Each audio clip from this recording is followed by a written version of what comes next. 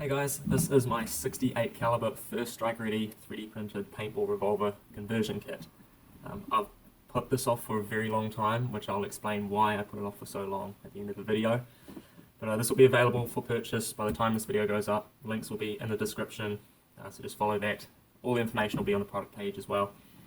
Right, so this is very similar to my Chaos kits, which are 50 caliber. You can see the size comparison.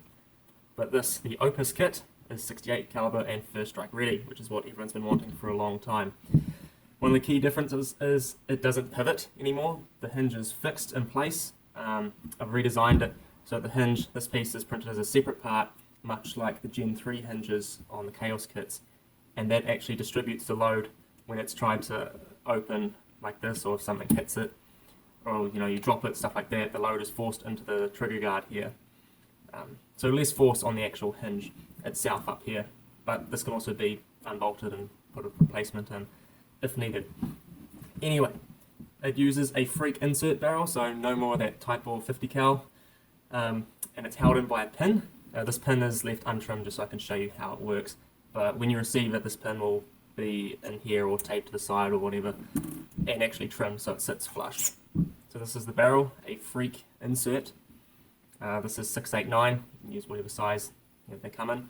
It only uses the old school standard freak inserts, not the super, or not the XL freaks. But yeah, these are easy enough to find. They're on A&S Gear, they're about $12. So when you get this kit, you'll need to get one of these. Just slide it in, make sure it goes all the way down to the cylinder. You can see it there in the breech. And then get this pin, which will be trimmed down to size. And then just slide it through. I recommend putting a little bit of glue on here so you don't lose it. It's made out of a rivet, so if you do lose it, you can easily just cut a new one and put that in and you're away. Now, loading the cylinder. Oh yeah, there's only one cylinder with these kits. You'll only need one because it's non-removable. Can be removed, but there's no need to. So loading is done through the front here. What I recommend for loading, you can either line it up and load each round in, round ball, or first strike, or you put it on safety so you can cycle it but it won't fire, and you pull the trigger and hold the trigger down, and when you do that, locks this in place so you can load in your first strike, and then you do the same, load in the next one. There's no detent system. It is more of a friction fit, which is just like the Chaos kit cylinders, and I do make a video on cylinder scarring, which is essentially getting a knife and cutting a groove that lifts up some of the plastic on the inside of the cylinder. I'll size these so they fit quite well with first strike. You can see that one needs a little bit of marking on the side so it's a tighter fit, so the rounds don't just fall out. All this material around here will make it so the bottom ones don't fall out, but yeah, definitely look at the video about cylinder scarring. Now that first one's there we go. Right, now disassembly. It is only just this bolt to take the front off. I'll cut to that. Maybe I'll just fast forward it.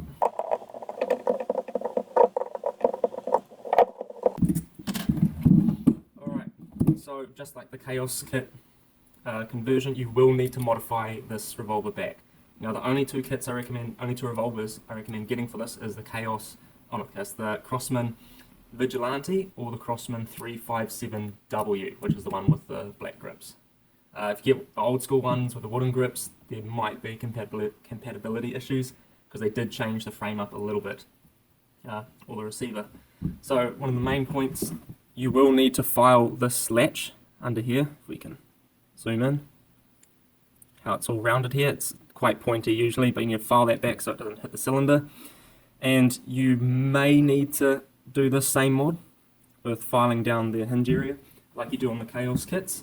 I can't confirm that because I don't have another factory one of these, and I don't have those because they're not sold in New Zealand anymore. They're actually illegal to import, but legal to own.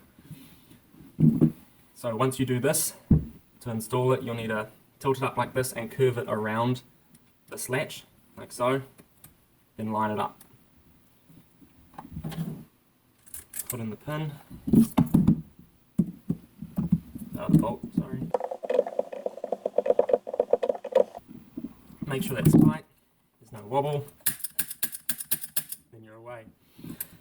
Okay, now, the reason I put this off so much And why everyone said, why didn't you make a 68 cal version? Why didn't you make a first strike version?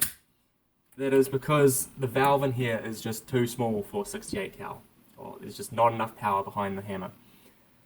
And that reflects in the velocity. So shooting this, you'll get less than 200 feet per second.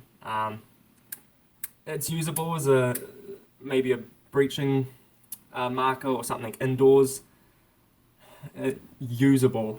Personally, I think it's just too slow the velocity, but you know, I've solved half the problem. You have a first strike ready revolver that cycles perfectly, shoots perfectly, easy to load, 6-shot, only have 5 first strikes left. So what buying this kit would mean is it would be a challenge for you, and that challenge is to find out a way to get it up to 280 FPS or 250 feet per second. Because I don't have the equipment or the knowledge here to machine a new valve, mess around with the springs and whatnot. But if someone can do that and they can offer a service or sell a part and they can send one of those to me to make a video on, I'll send a bunch of these kits to you for free. That is at my discretion on what is usable, making available a kit or a new valve or assembly or whatever. So these will be on the website when you're watching this video. Description will have the link.